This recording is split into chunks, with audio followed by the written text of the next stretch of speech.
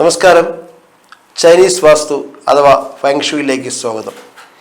കഴിഞ്ഞ എപ്പിസോഡിൽ നാം സംസാരിച്ചിരുന്ന, നമ്മൾ ആശയങ്ങൾ പങ്കുവച്ചിരുന്ന ചില വിഷയങ്ങൾ നമ്മളെല്ലാവരും കണ്ടു എന്ന് മനസ്സിലാക്കിയിട്ടുണ്ട് ഞാൻ. കാരണം പലരും എന്നെ വിളിച്ചിരുന്നു, ഇങ്ങനെ ഒരു പ്രോഗ്രാം കണ്ടിരുന്നു എന്ന് പറഞ്ഞ് വിളിച്ചിരുന്നു. ചില സംശയങ്ങളും അവരെന്നോട് ചോദിച്ചിരുന്നു. അതിൻ്റെ ഭാഗമായിട്ടാണ് നമ്മളിപ്പോൾ അതിൻ്റെ തുടർച്ച എന്നോണമാണ് ഇന്ന് ചില കാര്യങ്ങൾ നമ്മൾ ഷെയർ ചെയ്യുന്നത്. അപ്പോൾ ഈ കഴിഞ്ഞ പ്രാവശ്യം വിളിച്ചതിൽ നിന്ന് ഒരാൾ എന്നോട് ചോദിച്ചു, വാസ്തുവിധി അനുസരിച്ചാണ് വീട് വെച്ചത്, ആ വീട് വെച്ചതിന് ശേഷം ഒരു വിധത്തിലുള്ള ഉയർച്ചയും എൻ്റെ ജീവിതത്തിൽ ഉണ്ടായിട്ടില്ല. നേരത്തെ വളരെ അധികം പ്രയാസപ്പെട്ട് മറ്റ് പ്രശ്നങ്ങളൊന്നും ഇല്ലാതെ, എന്നാൽ വളരെ സാമ്പത്തിക പ്രശ്നങ്ങളൊന്നും ഇല്ലാതെ മുന്നോട്ട് പോയിക്കൊണ്ടിരുന്നപ്പോഴാണ് എനിക്കൊരു വീട് വയ്ക്കുവാൻ വേണ്ടിയിട്ട് കഴിഞ്ഞത്. അപ്പോൾ വീടെന്ന് പറയുന്നത് എൻ്റെ ഒരു സ്വപ്നമായിരുന്നു. എൻ്റെ എന്നല്ല, നമ്മൾ ഈ കണ്ടുകൊണ്ടിരിക്കുന്ന എല്ലാവരുടെയും സ്വപ്നമാണ്. കുടിലായിരുന്നാലും കൊട്ടാരമായിരുന്നാലും വീടെന്ന ആ സ്വപ്നം. ആ വീട് വെച്ചപ്പോൾ അവിടെ താമസം ആയതിനു ശേഷം എനിക്ക് പല രീതിയിലുള്ള സാമ്പത്തികമായിട്ടുള്ള ബുദ്ധിമുട്ടുകളും മാനസിക പ്രശ്നങ്ങളുമൊക്കെ നേരിടേണ്ടി വരുന്നു. അതെന്തുകൊണ്ടായിരിക്കും അങ്ങനെ സംഭവിക്കുന്നത്? വാസ്തു നോക്കിയാണ് ഞാൻ വീട് വെച്ചത്. കാരണം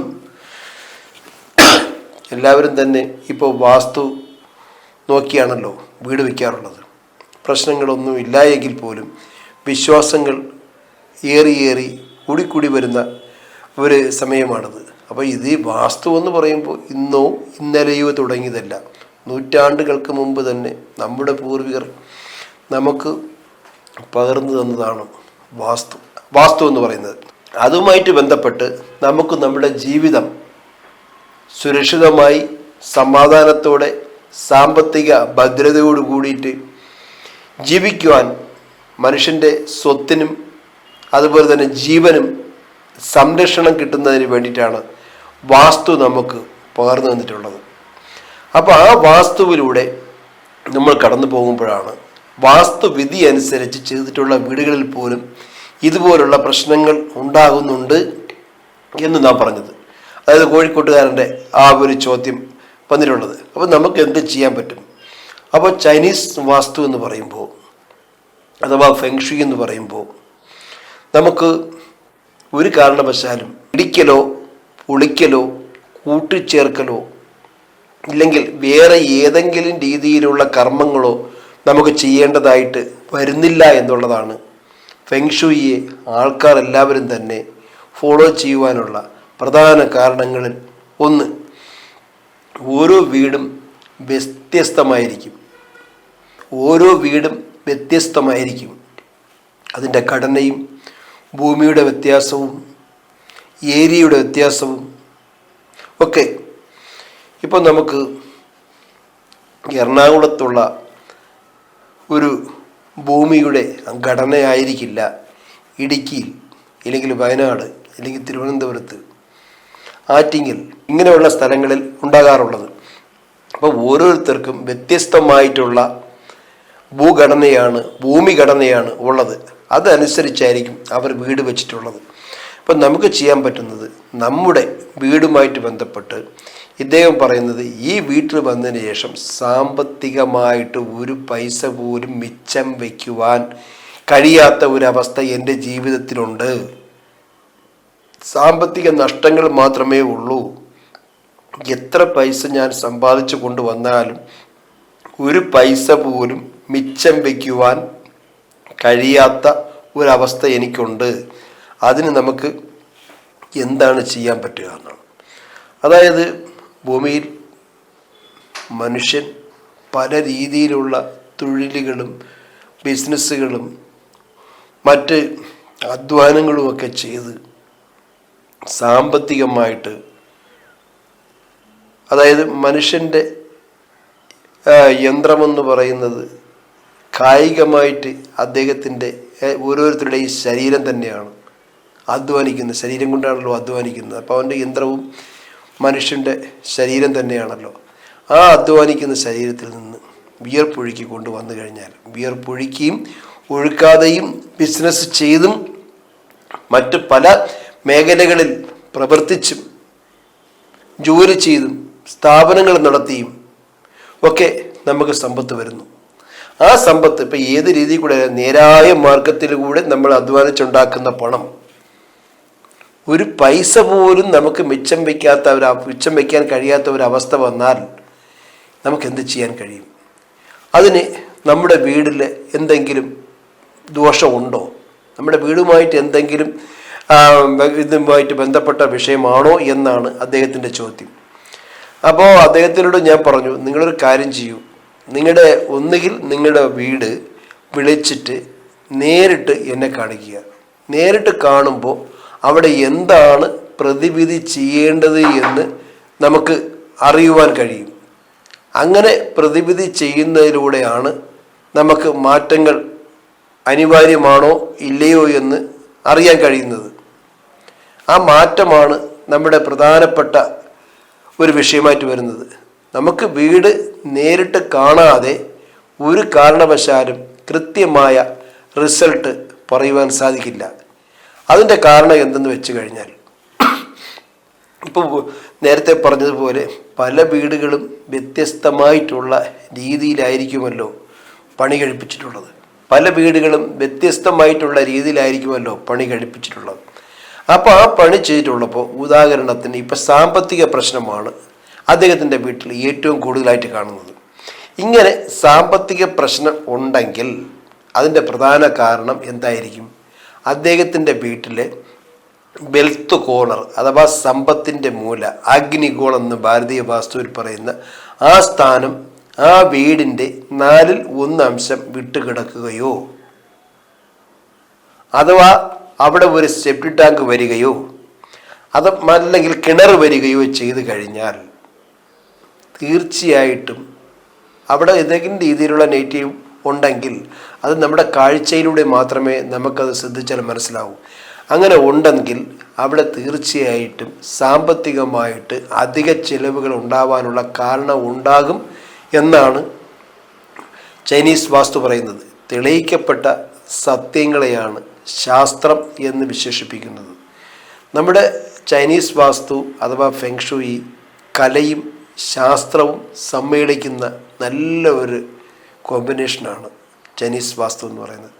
അത് നമ്മുടെ ജീവിതത്തിൽ നമ്മൾ പകർത്തിയാൽ, നമ്മൾ അതുമായി ബന്ധപ്പെട്ട് മുന്നോട്ട് പോയി കഴിഞ്ഞാൽ തീർച്ചയായിട്ടും നമുക്ക് റിസൾട്ട് 100% ഉറപ്പായിരിക്കും.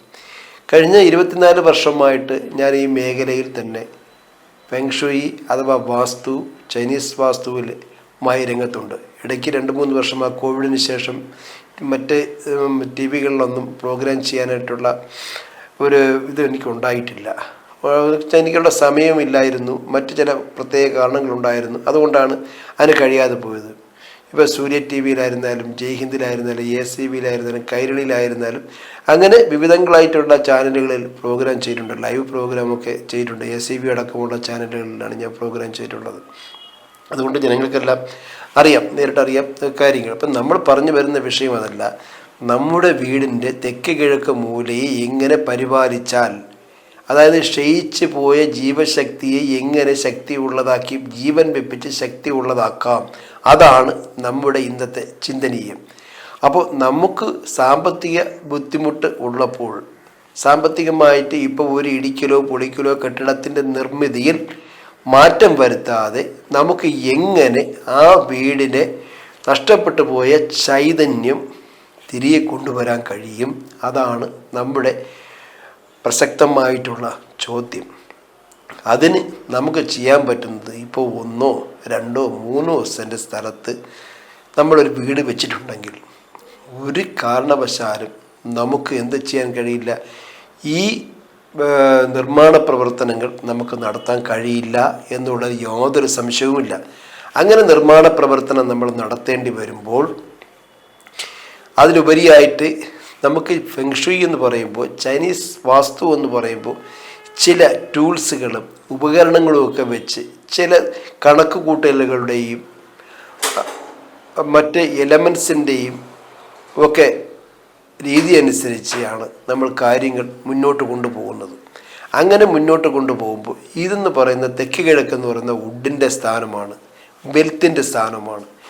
ഈ സ്ഥാനത്തെ എങ്ങനെ നമുക്ക് പോസിറ്റീവ് എനർജി ചെയ്യാമെന്നാണ് നമ്മൾ നോക്കി വരുന്നത്. ഈ ഭാഗത്ത് നമ്മൾ ചെയ്യേണ്ടത്, ഈ തെക്ക് കിഴക്ക് ഭാഗത്തായിട്ട് നമ്മൾ ആദ്യം നല്ല കറുത്ത ഇരുണ്ട ഇലകളുള്ള ചെടികൾ വെച്ച് കൊടുക്കുക, വെച്ച് പിടിപ്പിക്കുക. അത് സമ്പത്തിൻ്റെ സിമ്പലാണ്, നല്ല കറുത്ത ഇരുണ്ട ചെടികൾ. അതുമല്ലെങ്കിൽ നല്ല ഇലകൾ, നല്ല കറുത്ത ഇലകളുള്ള കുരുമുളക്. കുരുമുളക് എന്ന് പറയുമ്പോൾ കുറ്റി കുരുമുളക്, ഒരുപാട് ഇങ്ങനെ പടർന്ന് നീളത്തിൽ പന്തലിച്ച് പോകാത്ത, നല്ല രീതിയിൽ വളർന്നു വരുന്ന, ഒരുപാട് കായ്കൾ ഉണ്ടാവാൻ സാധ്യതയുള്ള പല കുരുമുളകും. കുരുമുളകെന്ന് പറയുന്നത് സമ്പത്താണല്ലോ. സമ്പത്ത് അവിടെ കായ്ച്ച് കിടക്കുന്നു, കായ്കളുമായിട്ട് കിടക്കുന്നു എന്ന് കണ്ടാൽ മതി. ആ ഭാഗത്ത് വെച്ച് അവിടെ പോസിറ്റീവ് ആക്കാൻ കഴിയും, നല്ല എനർജി അവിടെ കൊടുക്കാൻ കഴിയും. അതുമല്ല എന്നുണ്ടെങ്കിൽ നമ്മുടെ വീടിൻ്റെ തന്നെ തെക്ക് കിഴക്ക് ഭാഗത്തായിട്ട്, അത് വീടിനുള്ളിൽ, നമ്മളത് വീടിന് പുറമെ വിട്ടുപോയ സ്ഥാനത്തിനെ പറ്റിയാണ് ഇപ്പോൾ പറഞ്ഞത്. ഇപ്പം വീടിനുള്ളിൽ ഹോളിനകത്ത് തെക്ക് കിഴക്ക് കോർണർ കണ്ടുപിടിച്ചതിന് ശേഷം ആ ഭാഗത്ത് നമുക്ക് നല്ല ചെടികൾ വെച്ച് കൊടുക്കാം. വെൽത്തിനെ സൂചിപ്പിക്കുന്ന ആ പല ഉപകരണങ്ങളും നമുക്കവിടെ വെച്ച് കൊടുക്കാം, സാമ്പത്തിക അഭിവൃദ്ധി ഉണ്ടാവാൻ വേണ്ടി. ഇപ്പോൾ ആ സാധനങ്ങൾ എന്താണ് വെക്കേണ്ടതെന്ന് ഞാനിവിടെ ഇപ്പോൾ ഷോ ചെയ്യാം, ഇപ്പോൾ കാണിച്ചു തരാം. ഞാനിപ്പോൾ അത് എന്തൊക്കെയാണ് അവിടെ വെക്കേണ്ടത്, സമ്പത്തിനെ കാണിക്കുന്ന സാധനങ്ങൾ എന്താണെന്ന് ഞാൻ അവിടെ വെക്കേണ്ടത് കാണിച്ചു തരാം. അപ്പോൾ അങ്ങനെ വെക്കുന്നത് വളരെയധികം ഗുണപരമായിട്ടുള്ള കാര്യമാണ്. ഇപ്പോൾ ഉദാഹരണത്തിന് ഞാൻ പറഞ്ഞല്ലോ, അവിടെ വെൽത്തിനെ ആകർഷിക്കാൻ വേണ്ടിയിട്ട് നമുക്ക് എന്താണ് ചെയ്യാൻ പറ്റുന്നത്. ഈ കാണുന്ന ഇതുപോലെ ഒരു പാത്രം എടുക്കുക. ഈ പാത്രം എടുത്തതിന് ശേഷം നമുക്ക് ചെയ്യാൻ പറ്റുന്നത് ഇതേ നോക്ക്. ഇതെന്ന് പറയുന്നത് ഇൻഗോട്ടാണ്, ഇൻഗോട്ട്. ഇത് വന്നതിന് ശേഷം ഇതിൻ്റെ പേര് ഇൻഗോട്ട് എന്നാണ്. അതായത് ലാഫിംഗ് ബുക്ക് എന്ന കുബേരൻ രണ്ട് കയ്യിൽ ഇങ്ങനെ ഉയർത്തിപ്പിടിച്ച് നിൽക്കുന്ന ലൈവ്. ഇത് ഇങ്ങോട്ട് വയ്ക്കുന്നു, ഇതിനകത്ത് ഇത് ഇങ്ങനെ വയ്ക്കുന്നു. അതിനുശേഷം നമ്മൾ ചെയ്യുന്നത് ഈ കല്ലുകൾ, ഈ കാണുന്ന കല്ലുകളെല്ലാം തന്നെ നോക്കൂ, സിഡ്രിൻ കല്ലുകളാണ്. സിഡ്രിൻ്റെ കല്ലുകൾ, അതായത് വെൽത്തിനെ കാണിക്കുന്ന ഏറ്റവും വലിയ സിമ്പലാണ് ഈ സിഡ്രിൻ കല്ലുകൾ എന്ന് പറയുന്നത്. ഈ സിഡ്രിൻ കല്ലുകളെല്ലാം കൂടി നമ്മൾ നിറച്ചിട്ടു. അതിനുശേഷം മധ്യഭാഗത്ത് ഓട്ടയുള്ള ഈ ഗോൾഡ് സ്വർണ്ണ നാണയങ്ങളും ഇതുപോലെ വെച്ച് കൊടുത്തു. ഇതിൻ്റെ രണ്ട് വശങ്ങളുണ്ട്, അത് നമ്മൾ നോക്കേണ്ടതായിട്ടുണ്ട്. ഇതിൻ്റെ 4 വശങ്ങളും അതുപോലെ തന്നെ 2 വശങ്ങളുമുള്ള ഈ നാണയങ്ങളെല്ലാം കൂടി നമ്മളിങ്ങനെ ഇട്ട് വെച്ച്, മറ്റ് നമ്മുടെ വീട്ടിൽ വരുന്ന നാണയങ്ങളോ മറ്റ് വെൽത്തിനെ കാണിക്കുന്ന, സമ്പത്തിനെ കാണിക്കുന്ന എല്ലാം കൂടി നമ്മൾ ഇങ്ങനെ ഇട്ട്, ഇപ്പം ഇത് വെറുതെ ഇതൊന്ന് കാണാൻ വേണ്ടി, എന്തൊക്കെയാണ് ചെയ്തതെന്ന് കാണാൻ വേണ്ടി മാത്രമാണ് ഞാനിത് ഇങ്ങനെ ഷോ ചെയ്തത്. ഇതെല്ലാം കൂടി നമ്മൾ എന്ത് ചെയ്യും, നമ്മുടെ വീടിൻ്റെ തെക്ക് കിഴക്ക് മൂലയിൽ, ഹാളിൻ്റെ അല്ലെങ്കിൽ ഗൃഹനാഥൻ്റെ തെക്ക് കിഴക്ക് മൂലയിൽ ഇതിങ്ങനെ വെച്ചു കൊടുക്കുന്നത് സാമ്പത്തികമായിട്ട് അഭിവൃദ്ധി ഉണ്ടാകുവാൻ വളരെ അധികം കാരണമായി മാറും എന്നുള്ളതിൽ സംശയമൊന്നുമില്ല. അപ്പോൾ ഇപ്പോൾ സ്വാഭാവികമായിട്ട് ഒരു ചോദ്യം ഉണ്ടാകാം, ഈ സാധനങ്ങൾ നമുക്ക് എവിടെയാണ് വാങ്ങാൻ കിട്ടുക എന്ന്. ചൈനീസ് കോയിനും അപ്പോൾ അങ്ങനെയുള്ള കാര്യങ്ങൾക്ക് നിങ്ങൾക്ക് എന്നെ നേരിട്ട് വിളിക്കാം. അപ്പോൾ ഞാൻ പറഞ്ഞാൽ ഇത് എവിടെയാണ് കിട്ടുന്നത്, എങ്ങനെയാണ് കിട്ടുന്നത്, അഥവാ ഇനിയിപ്പോൾ നേരിട്ടാണോ കൺസൾട്ട് ചെയ്യേണ്ടത്, അതിന് എന്ത് ചെയ്യണം.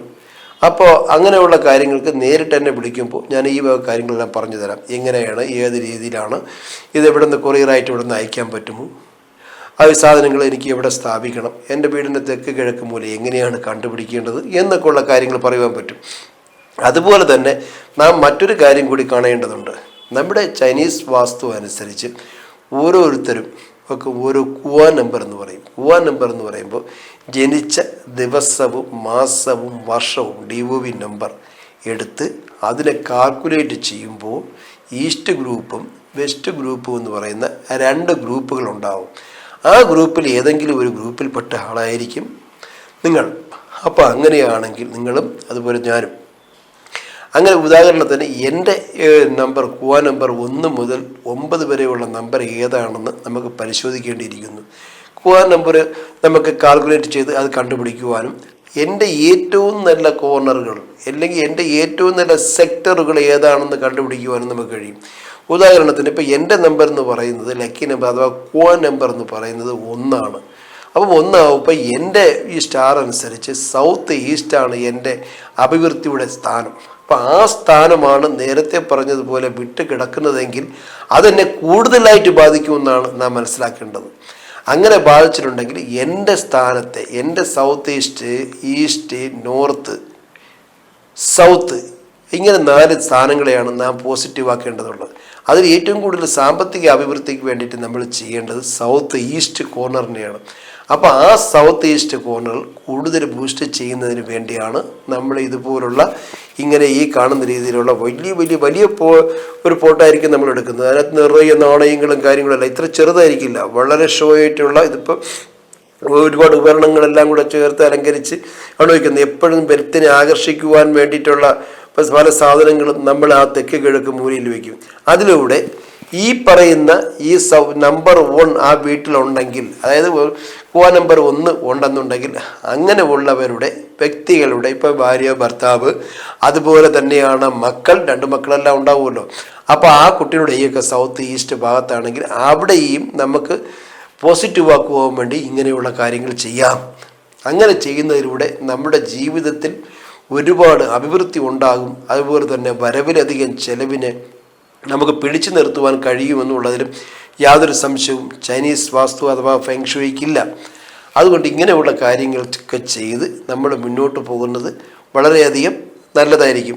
അതുപോലെ തന്നെ നമ്പർ ഇത് നമ്മൾ മറ്റൊരു കാര്യം കൂടി മനസ്സിലാക്കേണ്ടത്, വീട്ടിലെ മൂത്ത മകളുടെ, അത് 2 കുട്ടികളാണെങ്കിൽ, 2 പെൺകുട്ടികളാണെങ്കിൽ ആണെന്നിരിക്കട്ടെ, അങ്ങനെയാണെങ്കിൽ ആ കുട്ടിയുടെ, അതായത് മൂത്ത പെൺകുട്ടിയുടെ ഏറ്റവും നല്ല സെക്ടറും ആ കുട്ടിയുടെ സ്ഥാനവുമാണ് ഇവിടെ നമ്മുടെ വെൽത്ത് കോർണർ എന്നറിയപ്പെടുന്ന സൗത്ത് ഈസ്റ്റ് കോർണർ.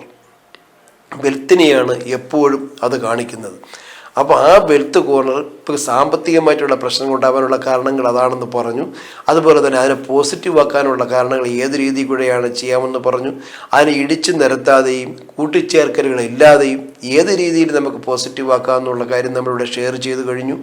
അതുപോലെ അങ്ങനെ ഒരു സ്ഥാനം വിട്ടുപോയിട്ടുണ്ടെങ്കിൽ ആരെയാണ് വീട്ടിലെ ഏത് വ്യക്തിയെയാണ് ബാധിക്കുന്നത് എന്ന് നമ്മൾ പറഞ്ഞു കഴിഞ്ഞു. അപ്പം ഇങ്ങനെ ഓരോ കോർണറിനും വ്യത്യസ്തമായിട്ടുള്ള കാരണങ്ങളാണുള്ളത്.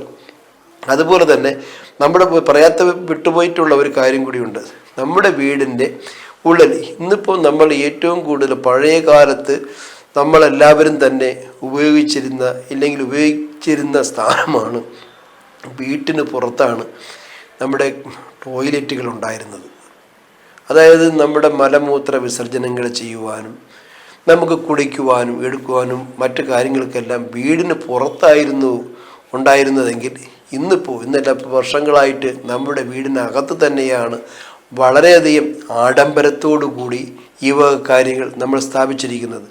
എത്രത്തോളം പൈസ കൂടുതലും മുടക്കി ടോയ്ലറ്റുകൾ വൃത്തിയാക്കാൻ പറ്റുന്നുവോ, ആഡംബരം കാണിക്കാൻ കഴിയുന്നുവോ അത്രത്തോളം നല്ലതെന്നാണ് നമ്മുടെ ഒരു വിചാരം. എന്നാൽ അങ്ങനെയല്ല. വീട്ടിനുള്ളിലെ ടോയ്ലറ്റുകൾ ഇത്രത്തോളം ആഡംബരം വരുത്തേണ്ട യാതൊരു കാരണവുമില്ല എന്നുള്ള കാര്യം നാം മനസ്സിലാക്കണം. ഇപ്പം വീടിൻ്റെ ഉള്ളിൽ തന്നെ സൗത്ത് ഈസ്റ്റ് ഭാഗത്തായിട്ട് തെക്ക് കിഴക്ക് മൂലയിൽ നമ്മുടെ വീടിൻ്റെ പുറമേ വിട്ടുപോയിട്ടുള്ള ആ സ്കെച്ചറിൻ്റെ കാര്യമാണ് പറഞ്ഞത്.